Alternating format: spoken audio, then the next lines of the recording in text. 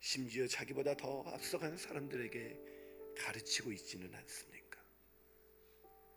저 사람은 왜 안 변하지? 내가 이렇게까지 가르치는데도 왜 저 사람은 요지부동일까 하는 생각 속에 오늘 가슴 아프게 그 어리석음을 판단하며 살아가고 있지는 않습니까? 지혜는 자신의 죄를 보는 것입니다. 그러기에 다른 사람의 죄를 용납할 수 있는 것입니다. 그게 지혜입니다. 그게 하늘에서 내려온 지혜입니다. 그 지혜를 볼 수 있도록 주님, 우리가 더 많이 부서지게 하여 주시옵소서. 더 많이 우리의 마음이 깨지게 하여 주시옵소서. 우리 그 마음으로 우리 강등만 전사님의 찬양을 한번 묵상하시면서 들으시면 좋겠습니다. 부서져야 하리, 부서져야 하리, 부서져야 하리, 무너져야 하리, 무너져야 하리, 깨져야 하리, 더 많이 깨져야 하리, 씻겨야 하리, 깨끗이 씻겨야 하리, 다 버리고 다 고치고 겸손히 낮아져도 주님 앞에 정결타고 자랑치 못할 거예요. 부서져야 하리,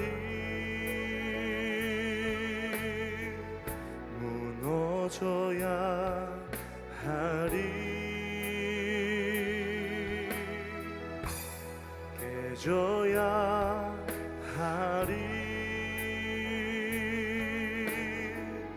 깨끗이 씻겨야 하리. 한번 같이 찬양해 볼까요? 부서져야 하리, 부서져야 하리, 부서져야 하리, 무너져야 하리, 무너져야 하리, 깨져야 하리, 더 많이 깨져야 하리, 씻겨야 하리, 깨끗이 씻겨야 하리, 다 버리고 다 고치고 겸손히 낮아져도 주님 앞에 정결타고 자랑치 못할 거예요. 부서져야 하리, 무너져야 하리, 깨져야 하리,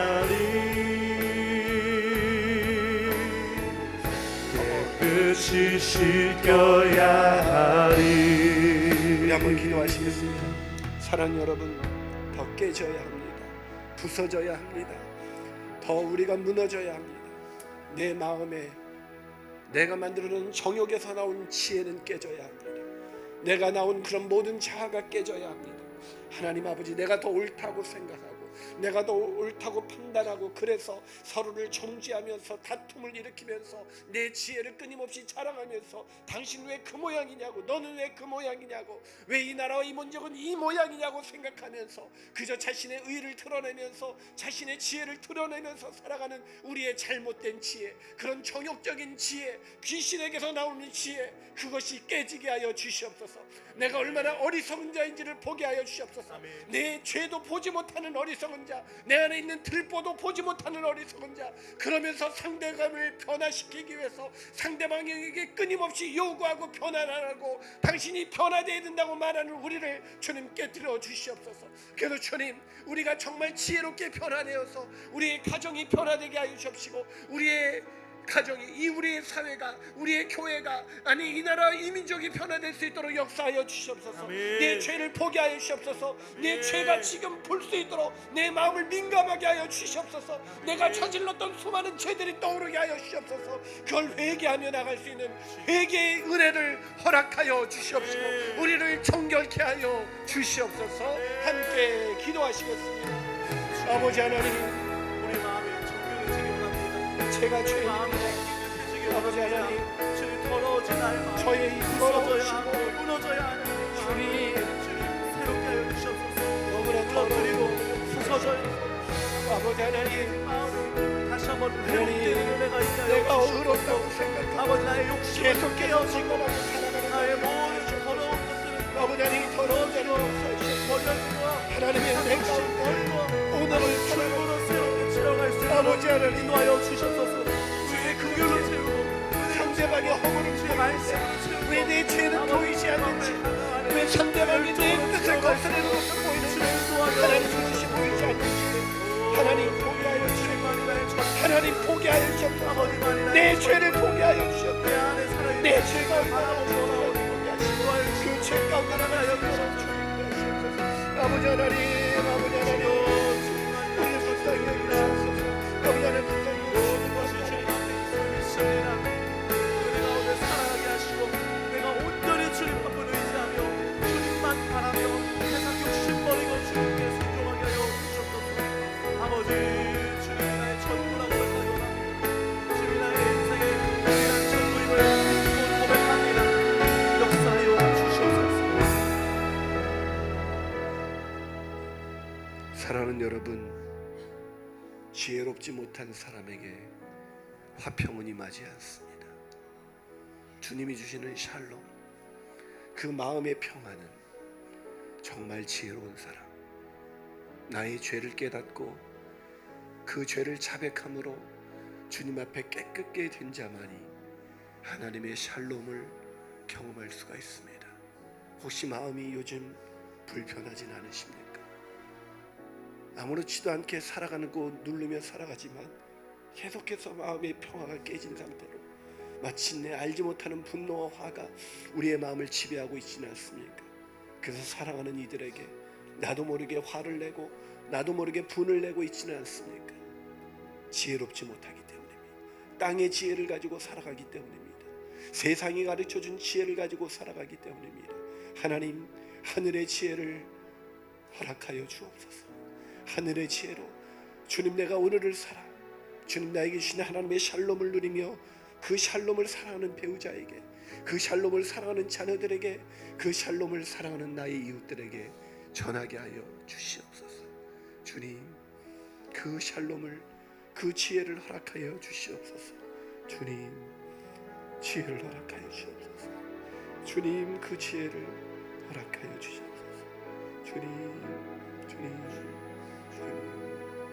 주님, 그 지혜를 허락하여 주시옵소서. 주님, 아버지, 더 많이 보게 하여 주옵소서. 내 죄를 다 보게 해 주시옵소서. 내가 얼마나 망가진 존재인지를 다 보게 하여 주옵소서. 주님, 아버지, 더 다 보게 하시옵소서. 주님 아버지 다 보게 하시옵소서. 상대방의 그 허물을 보기보다는 내 허물을 볼 수 있도록 주님 도와주시옵소서. 주님 하늘로부터 오는 지혜, 그 지혜를 구합니다. 내 속에서 나오는 지혜가 아니라 하나님이 허락하신 그 지혜를 맛보기를 원합니다. 그 지혜를 허락하여 주시옵소서. 어리석은 우리를 불쌍히 여기사 그 하늘의 지혜로 채우사 하나님의 샬롬을 경험하며 그 샬롬을 나누는 아름다운 인생 살게 하여 주시옵소서.